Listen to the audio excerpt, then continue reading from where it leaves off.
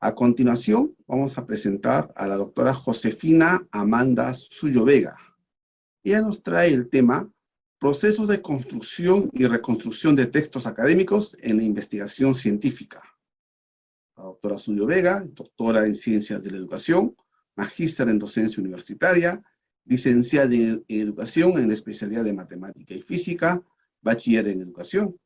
Realizó estudios de una segunda especialidad en Estadística e Investigación Científica. Cuenta ella con experiencia en Educación Básica Regular y en Docencia Universitaria. Ha desarrollado acciones de capacitador y especialista en la Universidad Nacional Agraria, Universidad Nacional del Callao, Universidad Católica C. Sapient y en el Instituto Peruano de Administración de Empresas, IPAE. Actualmente es docente de pregrado en la Universidad César Vallejo, en las experiencias curriculares de cultura estadística, metodología de la investigación y desarrollo de tesis. A nivel de posgrado, como docente invitada para la enseñanza de la investigación científica. Ella es docente RENACIT en la categoría Carlos Monge 3. Adelante, doctora Amanda Suyo Vega. Muchas gracias, mi estimado. Muchísimas gracias, muy buenas tardes con todos. Me confirma si me escuchas porque acá mi internet está inestable, pero bueno, voy a intentar Se escucha perfectamente. Muy bien, muchas gracias, doctor Kamak. Aquí estamos. Voy a poner mi presentación. Muy buenas tardes con todos. Mi nombre es Josefina, eso es cierto. Y bueno, soy maestra. Creo que esa es mi única presentación general. Soy maestra. Y los caminos de la vida pues me llevaron al área de investigación y en el área de investigación suceden pues muchas cosas en las que tenemos que ir aprendiendo, ¿no? Con el transcurso de los años también creo que eso es la experiencia, por encima de todo esto es la experiencia en el cual se vive, ¿no? Entonces, ¿qué pasa?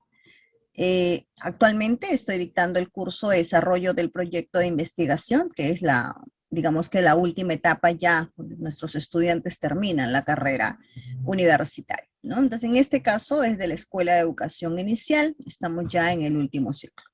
¿Qué sucede?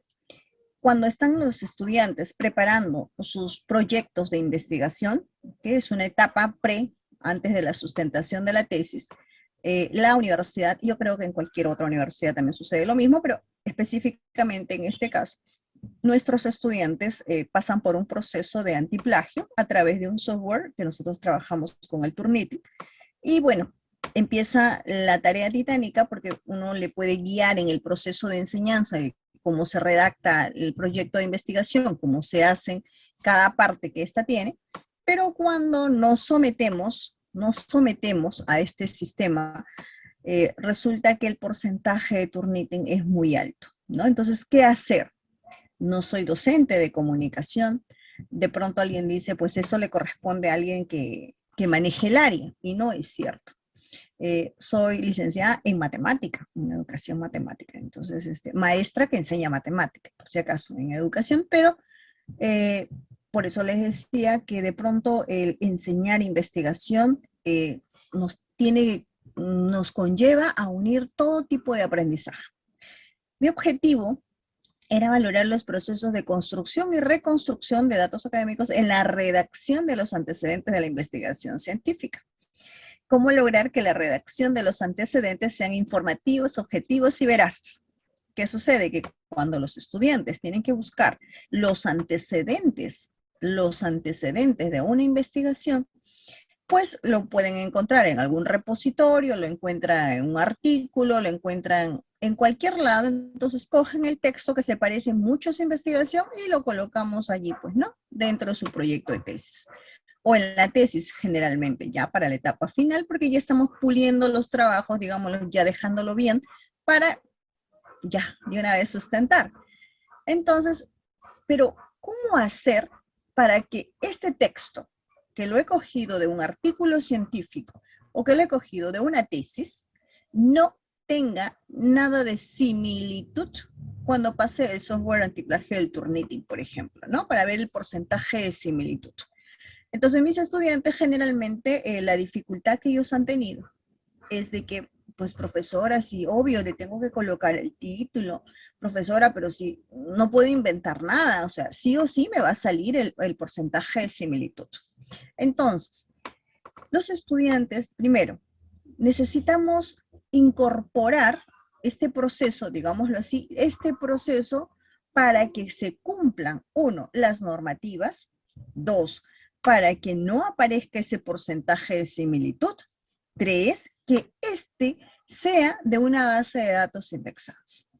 Entonces, ¿a qué recurrimos? Bueno, nuestra página de la Universidad César Vallejo tiene el acceso dentro de la biblioteca virtual, tiene acceso a diversas bases de datos de revistas indexadas. Entonces, por aquí tengo la base de datos, por ejemplo, la de EBSCO, la de ProQuest, la de Cielo, la de Scopus, ¿no?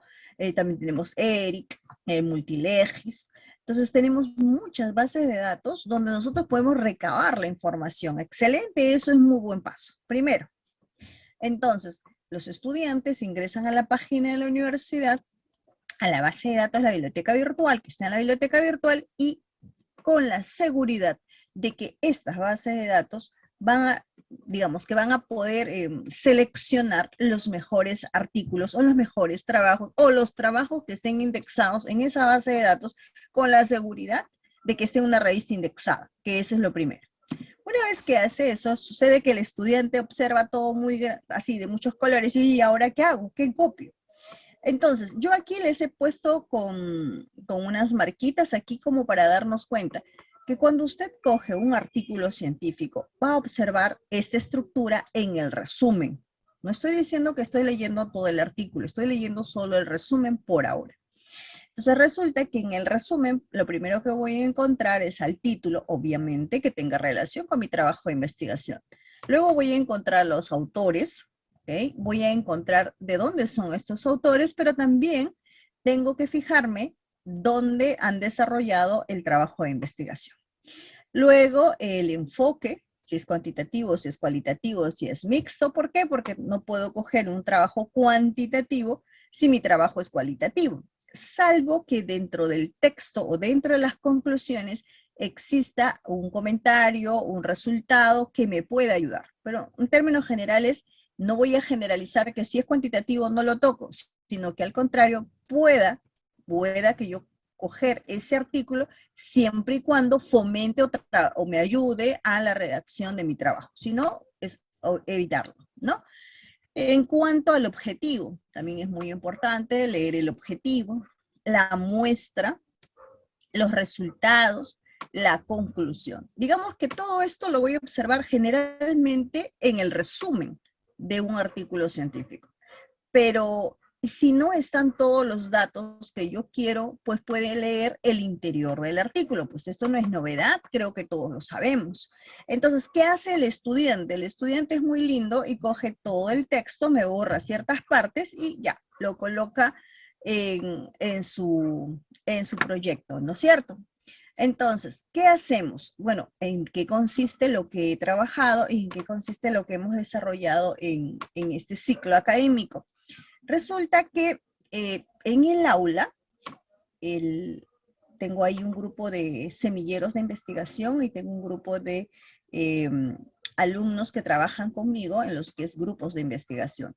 Entonces, ¿cuál es la diferencia en estos dos? Que yo le puedo dar este artículo, ¿okay? Le puedo dar a 3 personas, a 4 personas, y las 4 personas me van a narrar este mismo texto con diferente escritura, llamémoslo así, que es el mismo, pero con diferente mirada.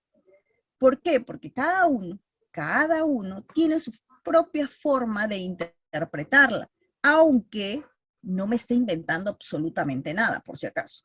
Es decir, va a mantener el título, va a mantener el objetivo, va a mantener el resultado, va a mantener el instrumento, va a mantener la cantidad de personas entrevistadas, va a mantener el resultado y va a mantener la conclusión, pero narrada desde su propia mirada. Entonces, lo que hice en el aula fue el siguiente. Di este artículo, uno, cualquiera, al estudiante. Y en pantalla, con todos mis estudiantes, fuimos narrando el mismo texto. ¿Qué entendió usted?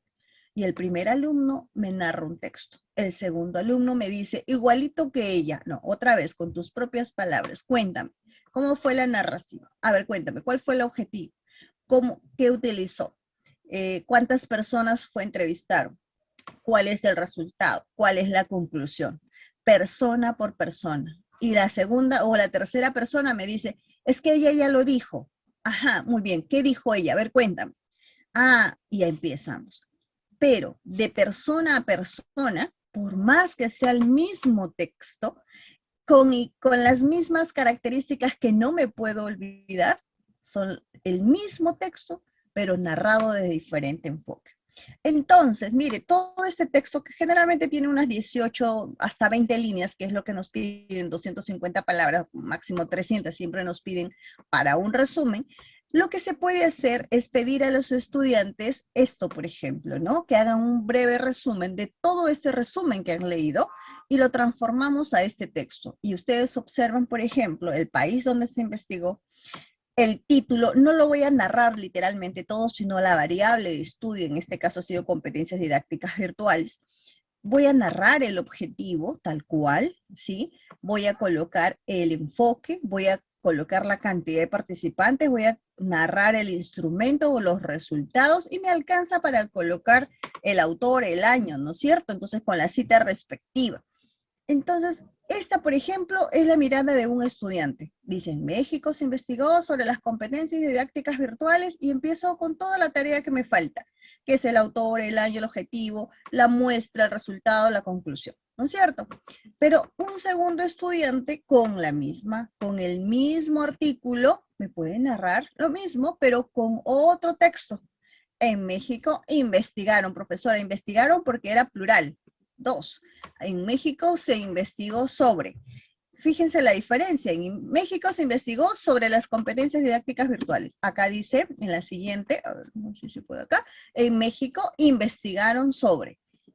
Y entonces, ¿es el mismo? Sí, profesora, es el mismo, pero con diferentes términos que difieren del primero.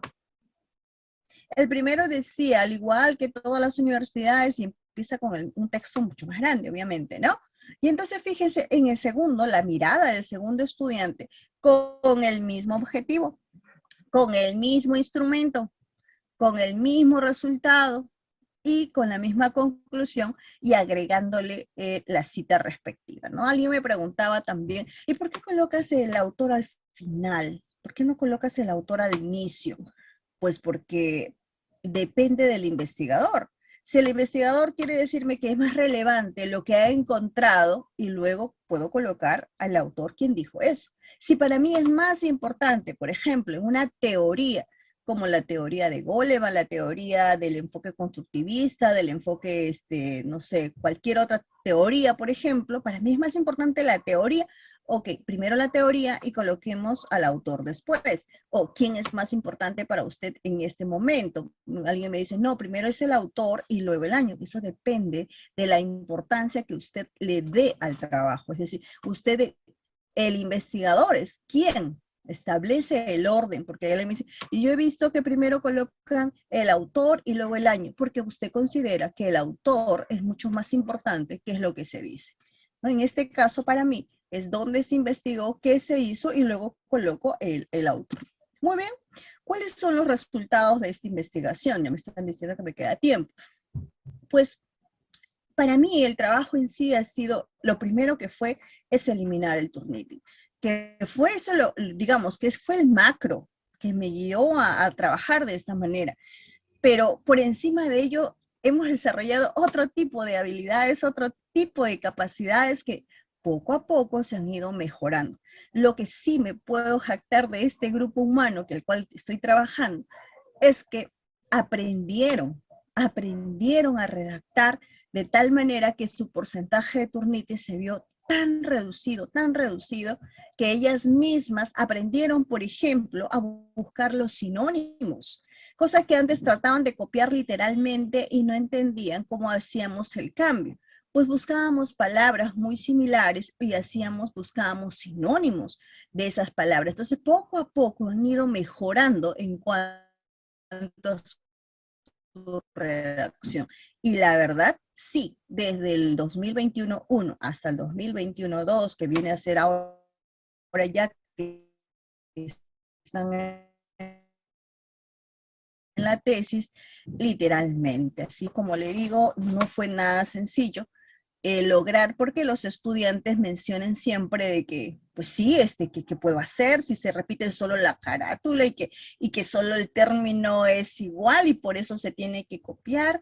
Y poco a poco entendieron que no es solamente el antecedente, también es el marco teórico, que también es la forma de cómo fundamentarla, que también es importante la justificación, que también es todo, absolutamente todo citado. No hay nada de que ellas de pronto hayan dicho de que este texto no me corresponde. Entonces, por ahí es una tarea titánica, de verdad, lograr con estudiantes. Ya para este curso de desarrollo de tesis, como que me siento un poquito más tranquila en ese sentido de que el estudiante ya tranquilamente estamos en la etapa de la discusión, por ejemplo, en esta semana. Ya es mucho más sencillo porque con sus propias palabras pueden expresarse, pueden decir qué es lo que encontraron y qué cosa no encontraron. Esta parte de los antecedentes, que si bien es cierto en todo trabajo de investigación, lo primero que buscamos es que se hicieron o qué hicieron otras personas en las que yo tenga que encontrar los vacíos, es en la etapa de la discusión de cualquier investigación, es que empiezan a hablar, como se dice entre comillas, a hablar a los antecedentes. ¿Por qué las coloqué? Porque ahora las voy a hacer la discusión, ahora voy a hablar con ellas. ¿Qué resultados tengo hoy para yo poder discutir, no es cierto? Pero ¿con quién discuto? Discuto con los antecedentes y con el marco teórico. Y entonces, si mi antecedente está mal redactado, ¿cómo voy a discutir? Si mi antecedente está mal elegido, entonces, ¿qué voy a discutir? Entonces, este es el momento, digamos, muy importante. En el caso de la investigación, yo creo que en cualquier etapa de la investigación, la redacción de los antecedentes es muy importante. Entonces, primer resultado, que los resultados sobre el porcentaje de similitud obviamente se redujeron en un 20%. Los estudiantes desarrollaron la capacidad de síntesis, de descomponer un todo, es decir, al cual el todo expresado en el artículo, y luego reunieron sus partes prescindiendo de los elementos innecesarios. Cuando usted trabaja con el WordArt, por ejemplo, y usted lo puede hacer con el WordArt, aparecen, usted coloca las palabras claves y de pronto aparece, por ejemplo, de las mañanas, y me interesa la palabra mañanas y la palabra de las no me sirve, entonces yo elimino esa palabra que no me sirve, ¿no? Por ejemplo, en las competencias virtuales, entonces yo no necesito en las, yo necesito competencias virtuales, elimino el enlace, por ejemplo. Entonces, estas cositas pequeñitas hemos ido aprendiéndolas, practicándolas y tratando de respetar al autor siempre. ¿Ok? La explicación del texto a través de sus propias palabras que sirven para fijar el concepto o conocimiento adquirido. Porque de pronto un jurado evaluador, siempre sucede esto, el título del estudiante de su trabajo de investigación, que se llame competencias digitales, y te está terminando de explicar y de pronto le dice, dígame usted qué significa para usted competencias digitales. Y la alumna se queda mirando. Entonces ella me pregunta por interno, le digo del autor 1, del 2, del 3, del 4. Y yo le digo, no, el que tú sientes, cómo expresas primero y luego lo sustentas según el autor 1, 2, 3 o 4, el que tú quieras. Pero primero expresa lo que tú sabes, qué significa.